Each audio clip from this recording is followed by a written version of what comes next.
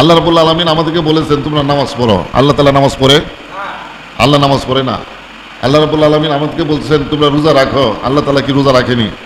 কারণ রোজার মধ্যে ইফতার আছে, রোজার মধ্যে সেহরি আছে, আল্লাহর তো কোনো খাওয়াই নাই, তাহলে রোজা হইল কি? আল্লাহ রাব্বুল আলামিন আমাদেরকে বলছেন আমার নবী মুহাম্মদ সাল্লাল্লাহু আলাইহি ওয়াসাল্লামের প্রতি দুরূদ শরীফ পড়ো। কেননা এই নবী মুহাম্মদের প্রতি আমি আল্লাহ নিজে দুরূদ শরীফ পড়ি। সুবহানাল্লাহ পড়েন। শুধু আমি একা নই, আমার ফেরেশতাগণকে সঙ্গে নিয়ে এই নবীর প্রতি আমি দুরূদ শরীফ পড়ি। তাহলে যেই কাজ আল্লাহ তাআলা করে এই কাজের গুরুত্ব কি কম? এই কাজের গুরুত্ব অনেক বেশি। আমি দুরূদ শরীফ পড়ি, তোমরাও পড়ো। আল্লাহ রাব্বুল আলামিন বলেছেন তোমরা নামাজ পড়ো, আমি নামাজ পড়ি না। আমাদেরকে বলেছেন তোমরা নামাজ পড়ো, আল্লাহ নামাজ কি পড়েন না। তাহলে নামাজের সাথে অনেক গুরুত্বপূর্ণ হলো রাসূলের প্রতি দুরূদ শরীফ পাঠ করা। সেই রাসূলকে মহব্বত করা প্রত্যেকটা মুমিনের উপরে এরকমই ফরজ। কারণ আল্লাহ রাব্বুল আলামিন পরিষ্কার বলে দিয়েছেন ইল্লাল মাওয়াদ্দাতা ফিল কুরবা, এটাও আল্লাহর কোরআনেরই আদেশ। রাসূলের আওলাদগণকে তোমরা মহব্বত করো, ভালোবাসো। এর প্রেক্ষিতে অবস্থা কি হলো দেখেন। আজকে মুহররম মাসের কয় তারিখ? 1 তারিখ।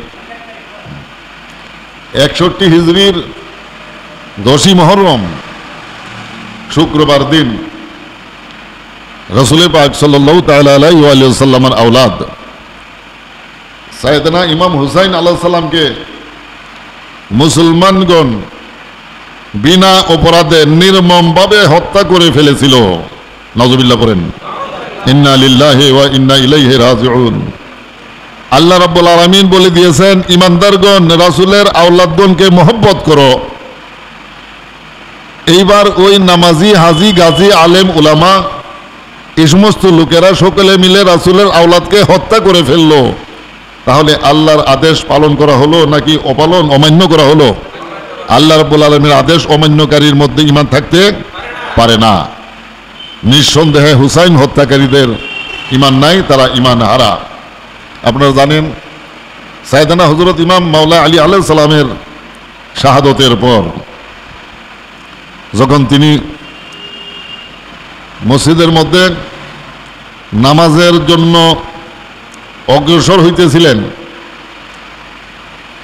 এক মালউন আব্দুর রহমান ইবনে মুলজিম নামক এক খারেজির হাতে তিনি প্রচণ্ডভাবে আহত হয়ে পড়েন।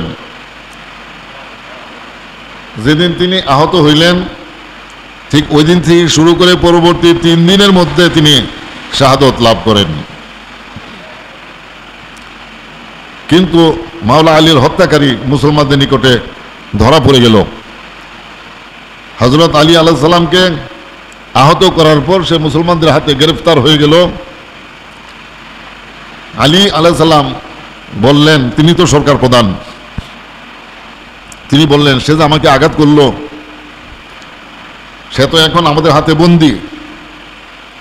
আমি যদি সুস্থ হয়ে যাই তাহলে তার বিচার আমি করব।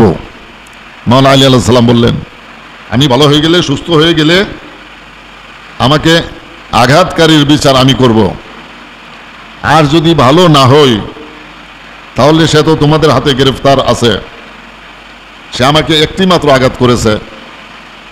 আমি যদি তার এই আঘাতের কারণে শহীদ হয়ে যাই তাহলে তোমরাও তাকে একটি মাত্র আঘাত